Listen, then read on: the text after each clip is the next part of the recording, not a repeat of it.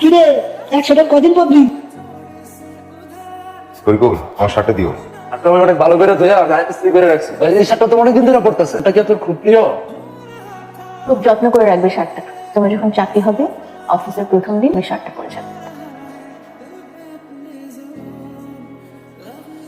Hello. I, তোমার interview কি শেষ হয়েছে? হ্যাঁ, আমি পুকুর ঘাটে। আচ্ছা একটু বসো, আমি এক্ষুনি আসছি। বাবা আমি বের হচ্ছি, কোথায় যাচ্ছিস? আমার থিয়েটারে একটা শো আছে, ওখানে যাচ্ছি। শোন মা, এই সপ্তাহের মধ্যেই তোকে ছেলেপক্ষ দেখতে আসবে। সো আমার মনে হয় এখন আর কোনো শোটাতে অ্যাটেন্ড না করাই ভালো। বাবা আমি তো তোমাকে অনেকবার জহিরের কথা। স্টপ, খবরদার আমার সঙ্গে কোনো তর্ক করবে না। আমি যা বলছি সেটাই শুনবি। আর বিয়ের আগে মেয়েদের বাইরে বাইরে বেশি ঘোরা ঠিক না। তাড়াতাড়ি চলে আসবি, যা। জি বাবা। কি ব্যাপার মহারানী, মুখটা এত ভার কেন? কিছু হয়েছে? কিছু হয়নি। তোমার ইন্টারভিউ কেমন হলো বলো? ইন্টারভিউ তো ভালোই হয়েছে, বেশ কয়েকটা ইন্টারভিউ তো দিলাম, তো কোনোটা থেকেই ভালো কোনো খবর আসে। তুমি ভেঙে পড়ো না জহির। আর ভালোবাসার মানুষটা পাশে থাকলে আমি কখনোই ভেঙে পড়বো না। কিন্তু মহারানীর চোখে ওই পানির কারণে বাবা কিছু বলেছে নিশ্চয়ই বিয়ের ব্যাপারে? জহির ধরো বিশাল বড় একটা জলোচ্ছ্বাস আসছে, এ সময় আমি শুধু তোমার হাত ধরে দাঁড়িয়ে থাকি, তুমি পারবে না আমার সাথে দাঁড়িয়ে থাকতে? অবশ্যই পারবো। পৃথিবীতে যত বড় দুর্যোগী আসে আমি বুক টান করে দাঁড়িয়ে থাকবো। আমি আমার ভালোবাসার মানুষটাকে শক্ত করে বুকে জড়িয়ে দাঁড়িয়ে থাকবো। শান্ত হতো, এত চিন্তা করো না। আচ্ছা ভালো কথা, আজকাল তোমার থিয়েটারের শো, আমি আর যা কিছু মিস করি তোমার শো মিস করতে পারবো না। চলো। রাজারে আমি মরার আগে তোর বিয়াটা দিয়ে দিতে চাই। আমার কেন যে তুমি এত উল্টা কথা কথা বলো? আমি একটা সুন্দর মেয়ে পছন্দ করছি তোর জন্য। মেয়েটা নামাজি, 5 ওয়াক্ত নামাজ পড়ে। আমার মনে হয় ওই মায়াটারে তুই যদি বিয়া করে তাহলে তোর কপালটা খুলে যাইব। তোমার আমি বলছি যে আমি একটা মেয়েকে পছন্দ করি, আমি বিয়ে করলে তারই বিয়ে করবো। ওই নাটক ফাটক করা মায়াটা, নাটক ফাটক করা তো হারাম কাজ। মায়াটার আমার একদম পছন্দ না। আমি চাই না যে তুই ওই মায়াটারে বিয়া করে আমার ঘরে তুলস। এসব তোমার ভ্রান্ত ধারণা। আর আমি একটু কাজে বসছি, তোমার এসব কথা মনে পড়ে? এসব আমার কথা বলতে ভালো লাগতেছে না, যাও এখন যাও। ওই মায়াটাই তোর মাথাটা খাইছে। বাপ মরে যাওয়ার পরে কত কষ্ট করে আমি তোর মানুষ করছি, এখন আমার কোনো কথা তো পছন্দ হয় না। আমার মরা মুখ দেখলি তখন তোর ভালো লাগবে। মা রেনু, আগামী পরশু সকালে তোকে ছেলেপক্ষ দেখতে আসবে, রেডি থাকিস মা। বাবা আমি তো তোমাকে বেশ কয়েকবারই জহিরের কথা বলেছি। আবার জহিরের কথা কেন বলছিস? আমি ছেলেটার খোঁজ খবর নিয়েছি, একেবারে আকাম না ছেলে, কিচ্ছু করে না, চাকরি বাকরি নাই। আর কবে চাকরি পাবে সে অপেক্ষায় তুই বসে থাকবি? ওর সাথে বিয়ে হলে তোকে সারা জীবন দুঃখের বোঝা পেয়ে বেড়াতে হবে। বাবা তুই খোঁজাখুঁজি করে তোর জন্য একটা ভালো পাত্র পেয়েছি মা। শোন, তুই পরশু রেডি থাকিস, আমি আর কোনো কথা শুনতে চাই না। This is my final decision. যারা আমি চিনি না জানি না তারা আমি বিয়ে করতে পারবো না। রেনুরে ভালোবাসি, তুমিও তো জানো। আমি বিয়ে করলে তারই বিয়ে করবো, আমি তো বিয়েই করবো না। ভাবি পোলাই যখন পছন্দ করছে মাইনা নাও, একটাই তো তোমার পোলা। আমি তো কিছুতেই রাজি হব না। যদি আমি আমার পোলারে বিয়া করাই তাহলে একমাত্র আমি যে মেয়ের পছন্দ করছি সেই মেয়ের সাথে বিয়ে দেব। আমি যেই কথা বলছি সেই কথার বাইরে এক পাও যাবো না, বলে দিলাম। মহারানী এত জরুরি তলব? জহির আজকে আমি একটা সিদ্ধান্ত নিয়ে বাসা থেকে বের হয়ে আসছি। আজকে ছেলে পক্ষ আমার বাসায় আমাকে দেখতে আসার কথা। বাবা কেন জানি উঠে পড়ে লেগেছে আমার বিয়ে দেওয়ার জন্য, এই সপ্তাহের মধ্যে আমার বিয়ে দিতে। আমি তোমাকে ভালোবাসি জহির, আমি তোমাকে ছাড়া থাকতে পারবো না, আমি তোমার সাথে থাকতে চাই। আমি যদি একটা কথা বলি তুমি কি রাখবা? বলো। আজকে বিয়ে করো আমাকে। কি আজকেই? হ্যাঁ আজকে। কি ভাবছো তুমি? আমি তো অত ভাবছি না। ঠিক আছে চলো। আমাদের বাড়ি যাওয়ার আগে বাবার কাছে দিয়ে আসতে হলো না, তো তাকে কল করা উচিত। হ্যালো বাবা। কোথায় রে তুই? এতক্ষণ কোথায় বাইরে কেন তুই? তাড়াতাড়ি বাসায়। বাবা আমি জহিরকে বিয়ে করে ফেলেছি। What? কি বলছিস এসব? ওই ছেলেকে আমি কোনোদিন মেনে নেবো না। তোর জন্য এই বাড়ির দরজা চিরদিনের জন্য বন্ধ হয়ে গেল। এই বাড়ির উন্নতি হবে না। আমি বলেছিলাম না বাবা কখনো মারবে না। মা, মা, এই মেয়ে এবার কি কেন? আমরা বিয়ে করছি। কি করলি? আমার না জানাই বিয়ে করছো? কোনোদিন তোর ভালো হইব না কয়ে দিলাম, কোনোদিন ভালো হইব না। এই মুখ পুরি ঘরে আগুন লাগাইবো। আমি কেন তোরে পেটে ধরছিলাম? তুই এই মুখ পুরি নিয়ে আমার ঘরে ঢুকতে পারবি না। আমি বলে দিলাম এটাই আমার শেষ কথা। আমার ফুফু। আরে পৃথিবীর সব মায়া নিয়ে জন্মাইছে না আমার মুখটার মধ্যে এত মায়া। আসলে হাতে পাতে ফুকুরে কিছু করবি না, মায় তোরা করবো। আর পছন্দ মতো বিয়ে করি নাই বলে তার মাথা নষ্ট হয়ে গেছে।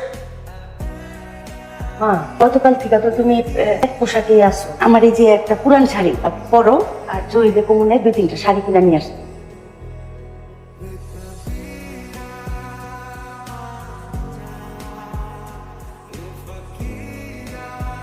আমি দুটো টিউশনি নিয়েছি। তোমার মা তোমাকে এত কথা শোনায়, আমার ভালো লাগে না। আমার বউটাকে আমি অনেক কষ্টে রেখেছি, তাই না? এসব কথা বলবে না তুমি।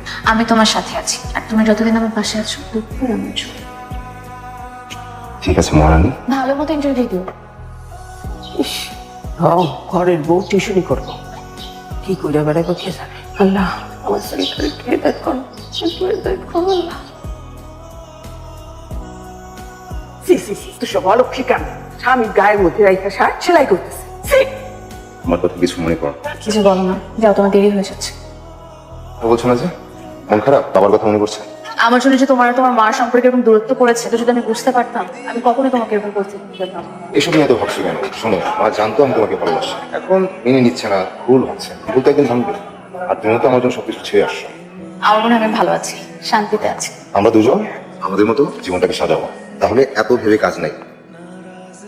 বিগত জীবন কেমন চলতেছে? কি বলবো বল, চাকরি বাকরি নাই, আয় উপার্জন নাই, আয় উপার্জন ছাড়া সংসার চলবে? আমার তো কোনো কিছু হচ্ছে না, সংসার চালানোর জন্য বউ এখন টিউশনই করে। কি কর তাই নাকি? তোর তো অনেক সমস্যা।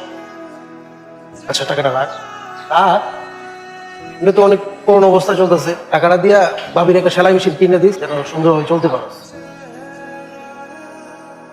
এই নাও তোমার সেলাই মেশিন, তোমাকে আর টিউশনই করতে হবে না। আমার? হ্যাঁ, কিন্তু তুমি টাকা কই পাইলা? এই আমার বন্ধুরা আছে, কিছু টাকা ধার দিল, বলো চাকরি পেলে যেন ফেরত দিই। কিন্তু জহির, আমি তো সেলাই মেশিন চালাইতে পারি না। পারো না? ঠিক আছে।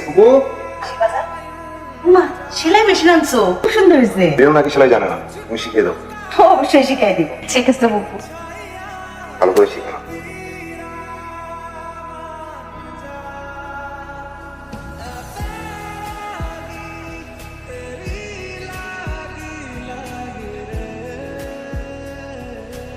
এই একটু দাঁড়াও তো, এদিকে আসো, এদিকে আসো। আর কি কিছু লাগবে আমাকে বলো, আমি নিয়ে আসি। কি লাগবে? কিছু লাগবে না, কিছু লাগবে না। একদম ঠিক আছে। শার্ট কার? যার মাপ নিয়েছি তার। কি বলো? অনেক সুন্দর হয়েছে। খুব যত্ন করে রাখবে শার্টটা। তোমার যখন চাকরি হবে, অফিসের প্রথম দিন তুমি শার্টটা পরে যাবে, ঠিক আছে? আমার বউ তো দেখি একদম পুরো দর্জি হয়ে গেছে। ঠিক আছে, চাকরি পাওয়ার পর করবো। প্রথম আরেকটা জিনিস, আবার কি? এটা কার জন্য? যে সামনে দুনিয়াতে আসবে তার। আমার মেয়ে ইরা। একা একা নামও রেখে দিছো, তুমি কি করে জানো ছেলে হবে না মেয়ে হবে? আমার খুব শখ, আমার একটা মেয়ে দরকার। ছেলে হলে তুমি নাম, মেয়ে হলে ইরা। আচ্ছা ঠিক আছে, ইরার মা, এখন চলো, খেতে হবে। কিছুক্ষণ আগে তো খাই, আবার খেতে হবে, এখন একটু বেশি বেশি খেতে হবে। খেলে পেট ফেটে যাবে।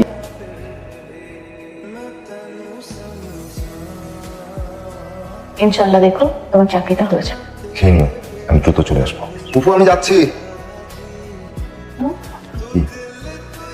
Best of luck. নিয়ে আসবো। আচ্ছা আসি। কি ভুলে গেছো? আসি।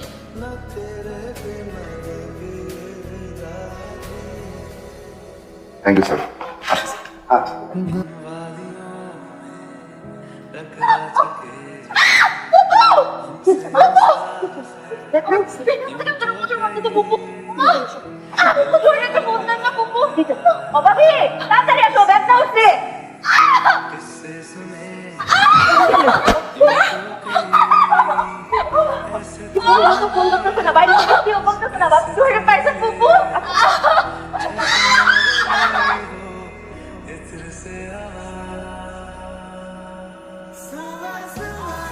ও, আরে কি যে বৃষ্টি শুরু হইলো। আমি মা, ওর বাবা যে আসতে দেরি করে ফেললো। রেনু,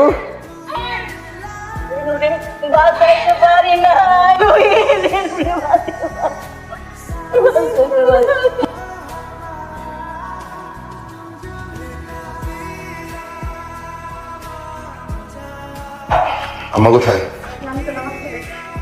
বাবা। হয়তো গল্পটা খুব সামান্য, এরকম অজস্র সামান্য গল্পই অসামান্য হয়ে থেকে যায় জহিরদের বুকে। মনের খুব গহীন কোণে সজগ তুলে রাখে প্রিয় মানুষের মুখ, আর ভালোবাসার মানুষটার স্মৃতিকে দিব্যি কাটিয়ে দেয় জীবন। ভালো থাকুক জহিরেরা।